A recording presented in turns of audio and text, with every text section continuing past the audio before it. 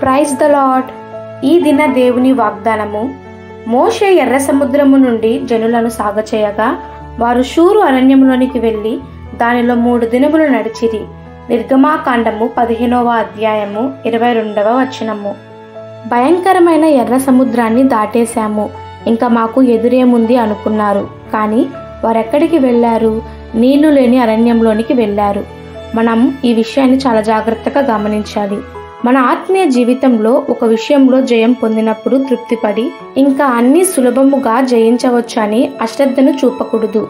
ఆత్మీయ జీవితంలో తృప్తి మనకు శత్రువై అపజయాలకు కారణమవుతుంది. యెహోషువ దినాలలో ఇశ్రాయేలీయులు యెరికో పట్టణమును జయించారు. అయితే అదే రోజుల్లో మరో చిన్న గ్రామమైన హాయి మీద యుద్ధము చాలించి వచ్చారు. యెరికో పట్టణము జయించిన గొప్ప విజయాన్ని తలుచుకొని సిద్ధపాటు లేకుండా అశ్రద్ధతో హాయి మీదికి యుద్ధానికి వెళ్లారు. వారి ద్వారా తరమబడి చంపబడ్డారు.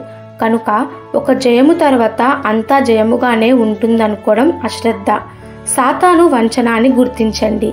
ఇశ్రాయేలీయులు ఎర్ర సముద్రమును జయించి పరావసముతో పాడారు. అయితే తర్వాతి అనుభవము 3 రోజులు నీళ్లు కూడా లేని అరణ్య యాత్ర. నీళ్లు లేనంత మాత్రాన దేవుడు చెయ్యి విడిచాడని అర్థమా? కొన్నిసార్లు అన్ని అనుకూలముగా జరిగినప్పుడు హఠాత్తుగా ప్రతికూల వాతావరణం కలుగుతుంది. అప్పుడు నన్ను నా కుటుంబాన్ని దేవుడు చెయ్యి విడిచాడు అనిపిస్తుంది. కలవరపడుకుడి, నిన్ను విడువడు ఎడబాయడు అని వాగ్దానం చేసిన ప్రభువే నిన్ను ఈ మార్గంలో నడిపించాడని నీవు విశ్వసించాలి.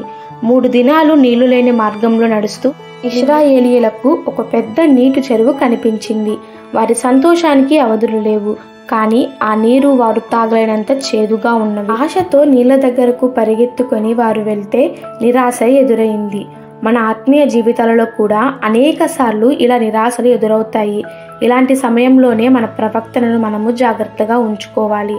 దేవుడు నడిపించే మార్గంలో ఓపికతో ముందుకు కొనసాగాలి. అప్పుడే మనము దేవుని యొక్క ఆశ్చర్య కార్యాలను చూడగలుగుతాము.